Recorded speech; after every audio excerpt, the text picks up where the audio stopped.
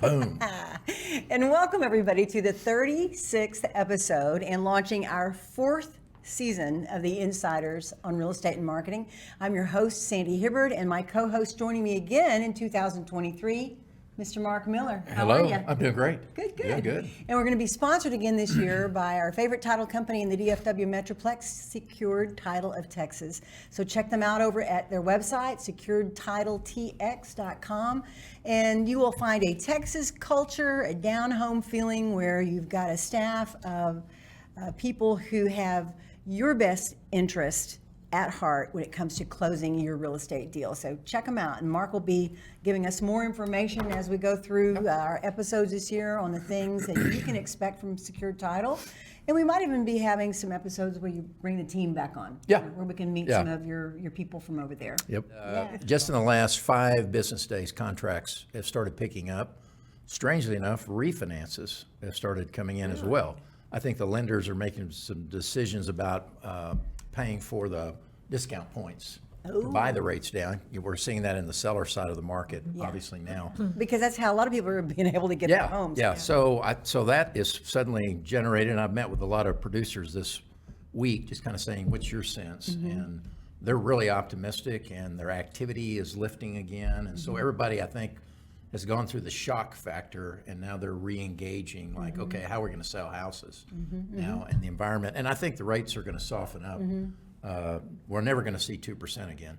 I know. But I think if we can get in the 5 range, that's a good rate. Right.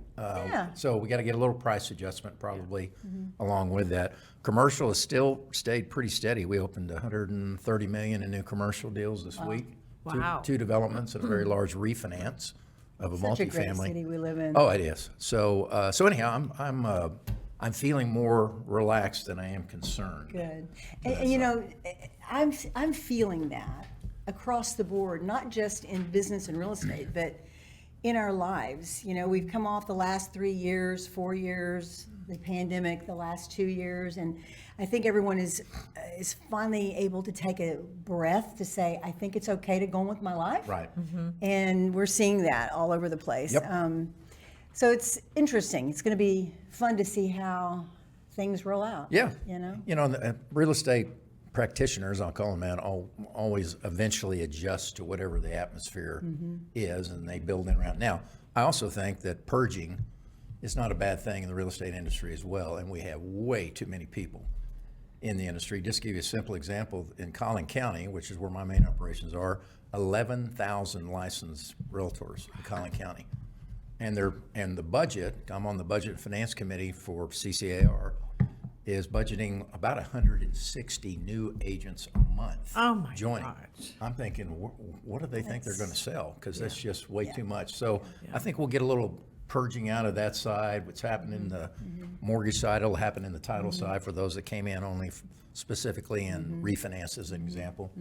And we'll get down to a more balanced population of practitioners. Well, you will. Yeah. And I think also it's an indication of personally how people are feeling right now. Jobs are crazy. People want more of a work-life balance. The younger people are starting businesses for themselves. Some people aren't happy with their jobs, so they get into real estate. The hardest job in the world. Well, I was saying when everyone is wanting to know, where are people, no one's working, what are they doing? I said, they're all getting their real estate license. Exactly. Well, that must be, because I listened to Fox News when I was driving in. They were interviewing the guy that does, I'll blow his name, but he did the dirty jobs. He can't remember the guy's name, but he's got a very familiar voice.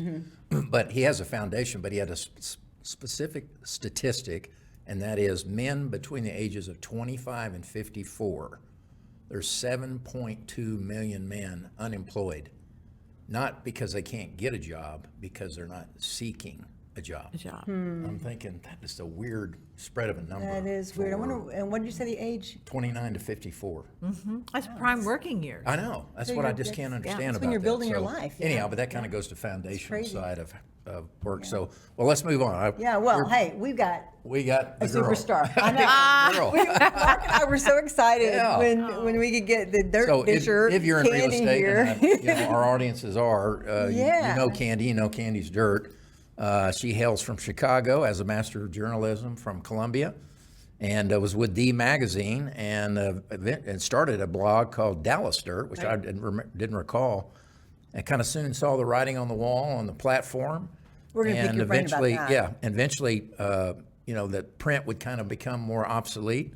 And sure enough, in 2010, she launched out to create Candy's Dirt, and the rest is history. So 13 years down the road now. I can't believe it. Yep. What have you done in evolving? Because I think one point I'd make is you're not anymore what I would call a blog site. You're a news site. We're a news site. So you're providing news related to our industry, right, to that side, and that was kind of, did you evolve that, correct? Well, it was always the dream that I had, was to be a complete news site for real estate. I say there's two things that people really care about in Dallas and probably the whole state of Texas, and that's football and real estate.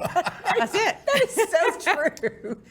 And we had the Dallas Morning News was weak on their real estate coverage with Steve Brown. I mean, I like Steve. I think he's got a very blah personality. He needs to retire. I know. And what they did was they threw him cover everything, cover real estate, cover commercial, cover residential. Right. You can't do that in a town where that's, as I said, the number one thing going on, the biggest interest. Too much going on. Too much for him. So too much for one person. No wonder he's, ready to go. I play a little game with Steve whenever we go to these conferences to NARI, the National Association of Real Estate Editors, which we both belong to. I always try to grab him to have a drink with me. He literally hides. He'll go down a back staircase somewhere to get away from me. I chase him. I'm my usual aggressive self. So I love it. I just believed in this, and I found myself when I was at D not really caring about the print product as much, but the site on site, and I saw the potential. A very funny story. My son got a job in San Francisco, well, the Bay Area. Actually, he's in Menlo Park, which is their Silicon Valley area, and he got this job right out of college, out of Trinity, and I wanted to take him and get him settled. Of course, he didn't want mom to go. So I researched online. I found a conference at the exact same time his job started, which was Inman. And Inman was kind of fresh then, Inman Real Estate Connect. And they were teaching blogging. And I said, oh my God, I'm going to go to this and figure out what blogging is all about, because I'm kind of older and I didn't really, know all this, computer stuff, technology. And so I got out there, and that was my perfect excuse to take him, escort him to his first job and get him settled. I love that. And he got settled, by the way, in a room in a house, because there was no housing that was affordable. I mean, apartments there were going for, his whole salary basically a month. Right. And so what they do is they rent rooms and homes. And I thought that was very interesting. He was a boy, so I felt that was okay. If it would have been my daughter, I might have been, a little more hesitant. But, I got him settled. I went to this conference, and my mind was blown with how much I didn't know. And here I was covering real estate for D Magazine, and I didn't know yet about Twitter, which I called Twatter, and terrible. And I didn't know about blogging. I didn't know about the impact that the internet was having in real estate. And Zillow was just kind of starting then. And Zillow was being looked at by the real estate community very, with a lot of suspicion. And I do think that Zillow thought, oh my God, this is great. We can just put everything online. People will buy homes online, get rid of realtors, capture that commission, and we're going to be billionaires, Those were the days. Yeah. Well, they thought. And I think that Zillow did change. I mean, Zillow is where everyone goes for homes now. 84%, I think, of searches. No, it's evolved a lot. I remember working in Zillow, right, when the whole social media thing started in 2006 to 2008. And real estate companies were very skeptical. They were very afraid of Zillow, terrified. Yeah. They didn't know what because it was the unknown. And I think that in our whole world, we are in the middle of this transition, this technological transition. And that's what I saw coming. And I kind of thought to myself, I said, I could just kind of ride into the sunset with print. and then just go, garden or something, although I'm a terrible gardener. I'm not a great cook either. And so I thought I could do that, or I could maybe just dip into this new world here. I mean, I see these kids on their little phone. I mean, I had a Motorola flip phone and a notebook, right? And everyone's running around this conference with their iPhone. So as soon as I got home, I got an iPhone, right? And I figured it out. And I said, oh my God, this is amazing. It's like having a little computer in your hands. It's great. And so I just decided that I could do this. I mean, I would just ask, I'd figure it out. If a 20-year-old can do it, I can certainly do it, right?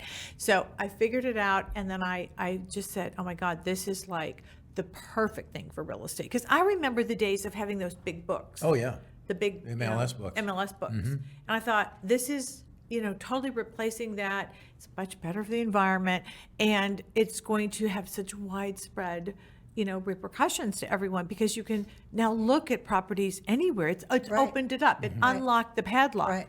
And in many ways, that's what the internet has done to media too, that it unlocked the padlock that editors had, publishers had. Of course they have agendas. They all have agendas. They have had agendas for years. And I think what happened in media was that they kept hiring younger and younger editors, because they were cheaper, and they got them fresh from college, and they were more liberal. And so you've got this slant that I used to deny it, but now I agree. Yes, the media has definitely taken a left slant. And it's now what you're seeing is that people are shunning that. They're saying, I don't have to have that. I just read before I walked in here that the Washington Post has lost 500,000 subscribers. And, young people aren't going to pay for these paywalls. They're going to find a way around it. They're going to either hack into it, or they're going to get it from a friend. And what they're doing is they're all on their phone. They're not picking up newspapers at all. And they're certainly no. not doing magazines, maybe once in a while. But I mean, magazine, I think subscriptions and impact is about going to be half of what it once was. Right. It's all about our laptops and our phones and our watches, right? And pretty soon, as I told my grandchildren last week, probably they'll have like a ring or something, or an earring or something that'll be your computer at some point. I mean, Probably some little thing in your glasses. the glasses, yeah. Well, they already have the Google glasses. Yeah, So yeah. it's like technology is not going to stop. It's going to progress, Right. and you have to get with it. So I decided to launch this as a kind of an experiment and a startup. And I now have I have 3 full-time writers, and I have 14 freelancers. And I just had lunch today with a Dallas City Council member, and he said to me, he said, your site, he said, has a lot of impact. He says, people are reading it and they know that once it's out there, it's out there. And he said, you are writing about stuff that even the morning news isn't covering, because I now have a reporter, a very good reporter, who's dedicated to City Hall, to the housing policies, Oh, because okay. housing is a very important topic in politics, because it's becoming harder and harder, as you know, and that's one reason why, as these interest rates go up, it locks out, it's mostly the first-time home buyer. Oh, yeah. Right. Oh, yeah. Unless they go That's- way out perimeter somewhere, Right. and even more of those builders are building to lease, not building to sell. That's something we're writing about right now, is Yeah. this new change. And, it's funny, because I'm sensing this feel from the left and the progressives that somehow ownership is bad, which is kind of a generational thing too. Ownership of cars, people less driving, people are doing Uber and all that. And so it's kind of spilling over into housing now, where, we don't want to own this, we just want to lease it. But, people forget owning a home is actually one of the biggest ways to financial independence. Absolutely. You pay for your home. I know of course you have to pay taxes, which is another story.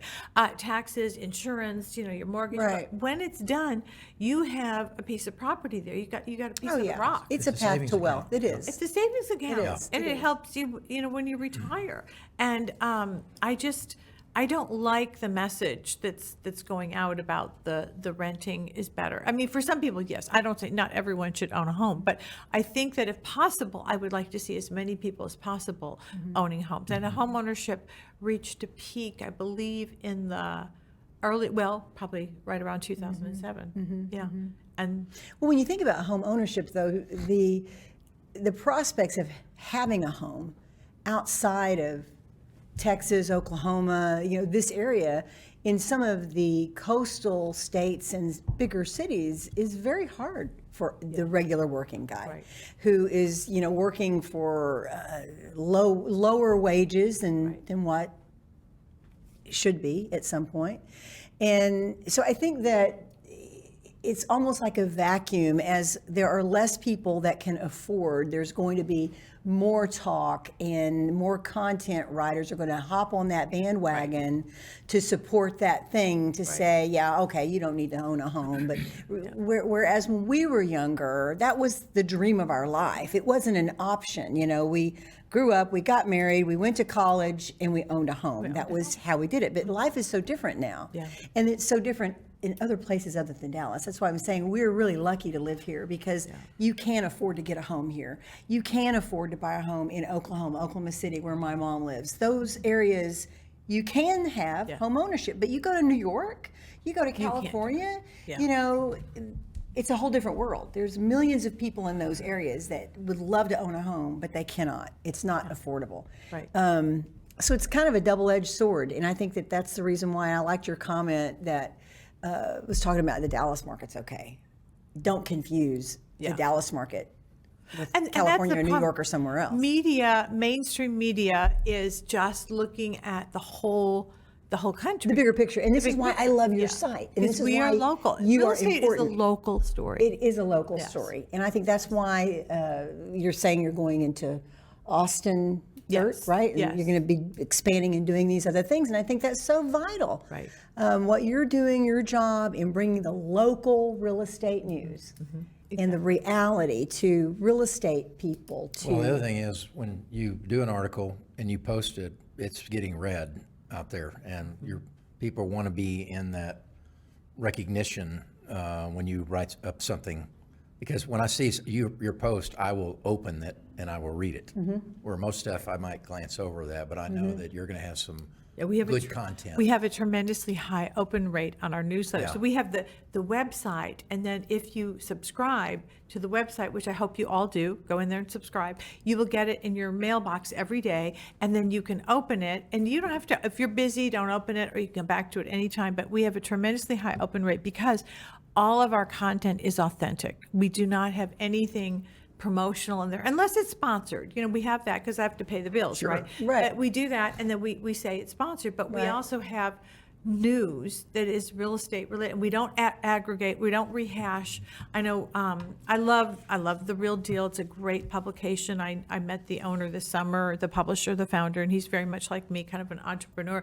And he's now starting, a Texas, because he noticed, he told me, he said, I found so many, whenever we ran a story about Texas, so many people were reading about it. So he knows there's a lot of interest in this thing. Yeah. And so he's got something here, but he's doing aggregation, which means you take a story that's been somewhere else and you kind of put a new spin on it, and you write it. And if you're nice, if you're a good citizen journalist, you put a link to that original story in there. But I don't even, that's even going away now.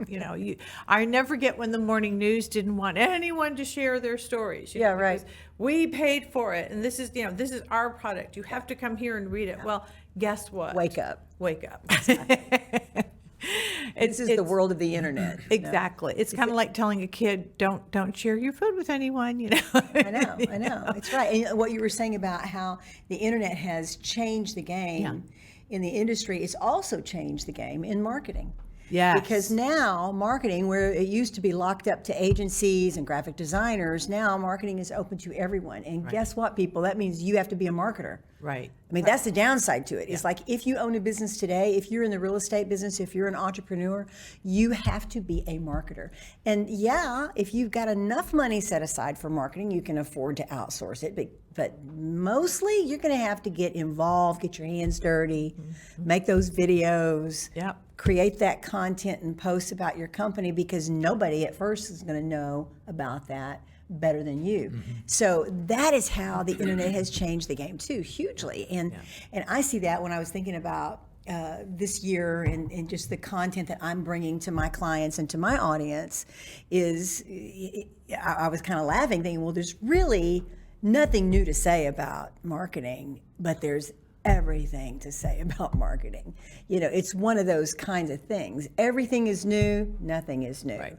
And, if you get the gist of that, I think you understand that Marketing 101 is Marketing 101 today or in 2000. But how you perform that marketing, The vehicles vehicles different. that you use are different. And there have never been more than there are right now. It's so overwhelming. There's so many different the ways. channels. Sometimes my brain is like, okay, what channel am I on? Am I on Facebook? Am I on Twitter? Yeah. Am I on Messenger? I'm on Instagram. Am I on my email? I mean, it's like you got to kind of sit there, and I swear it's giving me ADD, but that's all. I mean, Well, I think we're all all in that. I think we are. So what's your opinion on blogging? Do you think blogging's still a valid approach to Well, now marketing? there's too many. There's too many now. I mean, And what is it? Like the number is crazy, you know? when there's so many, A billion. God, I used to know this about 5 years ago, and then I think it's probably quadrupled since Yeah. then. I mean, it's kind of like the planets out there, the stars, you know, there's so many now. I mean, I was fortunate. I would say this was also just a bit of good luck for me that I started when I did, When you because did. it was new. It was a ahead new of the thing. curve. And so I sort of am seen as that, you know, Yeah. I'm the foundation. I'm one of the first people, one of the leaders in it, you know, in Dallas, Fort Worth. But purely, it was just sort of an idea, just sort of a hunch I had, you know, that, you know, as I when I think through things, I always think about, well, you know, what are the possibilities? And then, you know, look at both sides of it, you know, and I kind of saw more leaning towards the online side, more people, you know, Yeah. strength going there. Yeah. And I do believe that it's going to continue. You're going to continue if you don't keep your market going. If you don't hold on to that audience, you will lose them because there's so many out there. The competition is more fierce than ever. Agreed. And What's your secret to holding that audience? well, I think we have to always, I think it's content. I am just so big on content. And I drive my staff crazy because I will say, we need to do this, we need to do that. I came across a story the other day that was fascinating to me. And actually it was something I donated at a charity. I donated to, and this woman bought it, and she actually has it's a travel company. So it's not real estate related, but you know, I can usually find a real estate connection to anything under the sun, you know, and I'll try to find it and put it on. But she's got a travel company where they put together vacations for families who want to teach their kids kind of social causes, and they maybe go and build a house with a family. It's a program like that where you can go and see how the rest of the world lives, instead of taking them to, you know, these second home communities where they are pampered and they have like Martis Camp in where's Martis Camp near Tahoe in California. One of the most amazing second home communities on earth. They literally had to do no marketing because everyone from Silicon Valley bought homes there sight unseen, starting at $4 million. You know, and I visited it, and they have this children's barn with a movie theater, a couple 5 art studios, like 5 restaurants, you know, gym, everything for the kids to Camps do. for the elite children. Camps It's for the not elite realistic. children. And also, you know, nannies on staff so you can park your kids there and go away, you know, have fun. And that's great. And Yeah. but those folks might someday go, oh boy, we're kind of giving our kids a skewed view of life here, Right, you know, right. and maybe we need to teach them about social responsibility. So she's created these vacations. So I think that there's my connection right there. The home. See, I got the connection. Right There it is. And I think that's an interesting story. So I just happen to have a lot of ideas, and they probably come at about the rate of 16 a minute. And some of them are terrible, and some of them are okay. And my staff sometimes says, no, Candy, no. But I also really believe in listening to my staff, because I've got all journalists on staff, people who've written for other publications, including the morning news. And I just lost a former morning news writer who came to work for me, and who's now back at the news. I said, well, the door's open when you want to come back. You know, I'm very easy about that. And we always think of these ideas, and we have a lot of interesting content. And I think that's the secret. And every day I get at least 20 solicitations from people who want to post on the site, and it's just like delete, delete, delete, delete, delete, you know, leave me alone. I don't do that. I mean, everything is Vet everything that's curated, vetted, and just like That's you good. would, just like you would at any newspaper or any, you know, media What's your organization. kind of personal methodology of connecting into the real estate market itself, in terms of luxury realtors or whomever it may be? I mean, how do you stay connected so you're on ground level with that I go out a lot. Okay. I'm like the party queen now. Uh-huh. No, I would believe that. I would believe that. Well, I think that, I love people. I love people. yeah. COVID taught me that I cannot live in a silo. I mean, I really love people, you know. Thank God for Zoom, right? I started loving the real estate. First of all, I think I've always loved real estate, even though I'm a journalist. And, the first thing I told my husband when we moved here is we got to buy a house. He's like, oh my God, we've got medical school debt. We've got graduate school debt. I said, I don't care. We got to get a house. And we moved up. I moved us up from house to house to house. I got to move us down now from big house to downsizing. You'll be reading a lot about that. I believe in that, and I've always loved it. And I've always found realtors to be fascinating people because they're not cookie cutter. They're Right. different. Every single one. Every single one of them is unique, and they're so creative and so wild, and so some of them are off the wall, but they're amazing. And so I was fascinated with them. So of course I was kind of drawn to them, and I think that in this community, never before did they have a publication that was there for them. And I did not realize when I was at D how many realtors and people in the industry, because not just agents read us, because there's 11,000 in Collin County and probably 22 in Dallas, At least, yeah, Metrotex, yeah. Dallas County. Yeah. So all those folks are reading us. So we have those solid readers, and that's why we have such a high number on our newsletter. And then we've got the title companies and the mortgage companies and the inspectors and the Right. all the peripherals, because I think it was Inman that said that whenever there is a home purchased, there's 81 different people involved in it.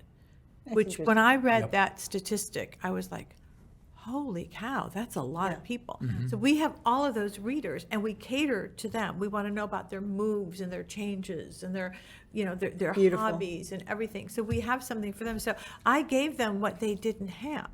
And so they flocked to it. So I learned this when I wrote about Eleanor Mowry Sheets at D. This was at D. And I had heard, I was getting, word that that she was having some issues, and some people were not getting paid, and that her signs were being besmirched, And I actually played reporter, and I went out and looked, and I never saw any. I thought everything looked fine, but people kept telling me this. I said, well, send me more evidence. And I'll meet with you. I'll talk to you. I'll give you confidentiality. You have to do that sometimes in journalism. You've got to have a deep throat, because otherwise you can't get the information, right? So, they kept sending me more and more. And then lo and behold, the IRS files a lawsuit against them for not paying their employment taxes. Bad. Other people's money. It's not that you were just fudging your, 1040 or whatever. You misused the money that really was other people. So they filed that lawsuit, and the story broke open, and I saw how many realtors were reading us because we broke that story. Right. Wow. So was that your first It was at D, yes. It was real realization that, and then of course, I found out where the Bush home was coming. I, reported on that and researched that. And Talk to me about house porn. well, house porn is what I call what we do every day of the week. Is we kind of, my menu, or my cooking recipe, I should say, is that we give people house porn, and then in between that, we give them news. Yes, They may not want to read about news. They may go, oh, I don't want to read about this, but they'll read about house porn because it's fun. It's lovely. And folks read us a lot. You can dream. You can dream. Yeah. Our highest reading rate is around lunchtime, and then again right afterwards, because it kind of goes like this. Morning, a lot of people read us in the morning, and then you see the dip. That is so cute. And then lunchtime it goes up, and then it goes down. I think my daughter's addicted to house porn. Is she? Yeah. She's on Realtor.com all day long. Yes. Looking at houses and, oh, Mom, look at this gorgeous home. Look at this kitchen. People And now, love that. and now speaking of Realtor.com, CoStar Yeah, what's happening there? buying that. Well, I'm just now digging into this, but here's the deal. CoStar is, I know I have a lot of friends who work for CoStar. It's a huge company, massively #1 in commercial real estate. And I would say my first reaction is Zillow has to now really own up to this, because they buy, Move.com is the parent company for Realtor.com. And they were a company of their own. Actually, when I started my site, they invited me out to the LA area. Went out there and talked to them about doing some, video. I did a few videos out there with them, and they really loved what I was doing with Candy Stir, and they encouraged me to take it on my own, as did Mama, the real stalker. She and I had lunch, he and I had lunch, and he said, do this, just go out and do it. You're going to, be fine with it. And, I got some tips from them. So then Move.com was purchased by Rupert Murdoch, and they, managed that. And they really didn't do that much with it, but I think it was almost $1 billion that they bought it for, and now they're selling it to CoStar for $3 billion. And I think that Inman now, they're even saying that probably, wasn't enough because they have so many readers. $3 billion seems a little low, is what Spencer Raskoff, who was one of the founders of Zillow, said. He said that it was just, it's so strong. So with CoStar now having commercial and residential, That's going to be interesting. it's a huge empire of eyeballs. It is. And people absolutely go there to look for homes. They go to Zillow to look for homes, and not to buy, but just to think about it. Dream. But you know what? Sometimes the dream becomes a reality. It does, absolutely. Because you it don't does. know what happens in life to change your fortune. Oh my God, someone died, Beautiful. left me a little money. Oh my God, I might go buy that house. That's so-and-so. right. Or That's maybe we right. do want to move to Yeah. Phoenix or Scottsdale Yeah. after all. So I'll go back to looking at those homes. Exactly. But we are obsessed with beautiful homes. And I knew that COVID, So many here in Dallas, too. oh my God. Well, I think homes are one of our strengths. Oh, yeah, absolutely. Yeah, yeah. Beautiful homes here. And our city council seems hell-bent on destroying that right now. We have to really nurture the fact that we have beautiful homes and neighborhoods here. Yeah. And yes, multifamily is great, but don't put it everywhere, No. Just watch where it goes. We are out of time. We are not out of time. We are. Oh my God, we didn't Makes even me get so into this mad. stuff. I know. Oh my Have you God. back. So, Oh my God. yeah, you're coming back, girlfriend. Okay.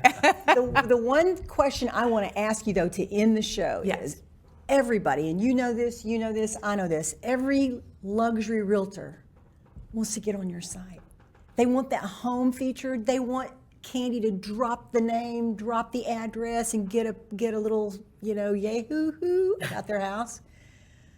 How can they make that happen? I gotta give our viewers some hope here. How can they get a word from They Candy? should reach out to us, and I think that some realtors are a little bit afraid of us. I've heard that.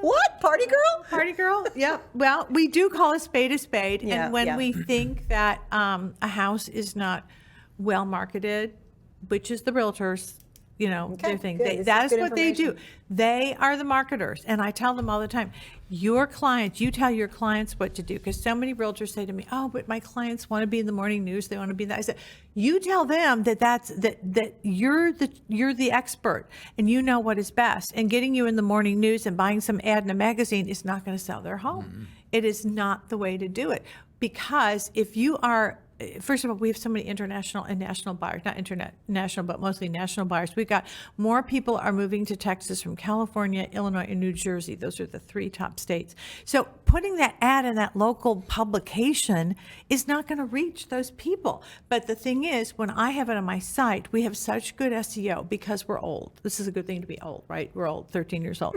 And we started early. And I have my connections with Forbes and all my other publications. We have great SEO. So when we write about that house, it gets out there. And that's what they want it to be out what there. they want. But we just had a little incident today where some realtor was actually afraid to be on our site. And because one of our clients is a mortgage company, and that they sponsor homes listings to be, sponsor content for these agents. And they're like, oh my God, we don't want to be on our site. And I'm like, why? She said, well, we were afraid of what you would say. And I said, we're very nice. We're very gentle. We believe that homes are like children. Every home deserves to be loved, deserves a family, love deserves a that. parent. Now, we may have some issues with the home. We may have to massage those out a little bit or work on them, maybe call in some experts to help. But we do believe that. So we try to find something positive about every home. And I think that's why they want to be on there. Yeah, absolutely. Candace, this has been just so wonderful. And we didn't even get through half. Oh my gosh, of look at our this guy. stuff. I We know. have like, So we're going to get you back this year, I hope, and be looking for her podcast. I think Yes, there's we're- some rumblings about that. So yep. You'll be hearing that in the news. Mark, you want to leave us with a word before we go? Wow. We usually do three. Yeah, we do three takeaways. I'm times, not really but- sure. I mean, I just, I can only really kind of think of one summary to that is, and that is that if you're out there selling real estate, connect into something like Candy's Dirt and become knowledgeable. Absolutely. And I just firmly believe that, there's so much focus to the marketing of the house and, the issues or interest rate and everything else, but I believe knowledge is power right now. And I think that the agent out there has to be more knowledgeable about what's going on in those marketplaces. And they have to be more empowered and be more consultative with the people that they're serving. Absolutely. Because unfortunately, those people are looking to the media first. Yeah, And get to some place where you can read some truth. right. Yeah, About what's about going our on. market. Yeah, I think that's so that- true. That's my thought. And Good. as you know, I'm always about learn more, be knowledgeable. about Absolutely, your and market, share that with your and clients. share it with your clients. Yeah. So for you realtors and any other entrepreneur that's watching, business owner, what I want to leave with you today is this is January, the end of January. If you don't have your digital strategy, your marketing strategy, and your content prepared, or at least outlined, you need to. So content. I'm always preaching it. Love that Candy said that her main thing is content too. In this world that we're living in right now, that's internet driven, you are not going to be heard unless you are niching into a market where people want to hear what you've got to say. And to do that, you pave that way through well-crafted content, just like Candy did in 2010. So I encourage you all to get your tools together, and we will see you February 17th. We'll be streaming live again. And until then, happy Valentine's Day, happy everything day. Ciao. Ciao. Thank you so much. It goes by like that.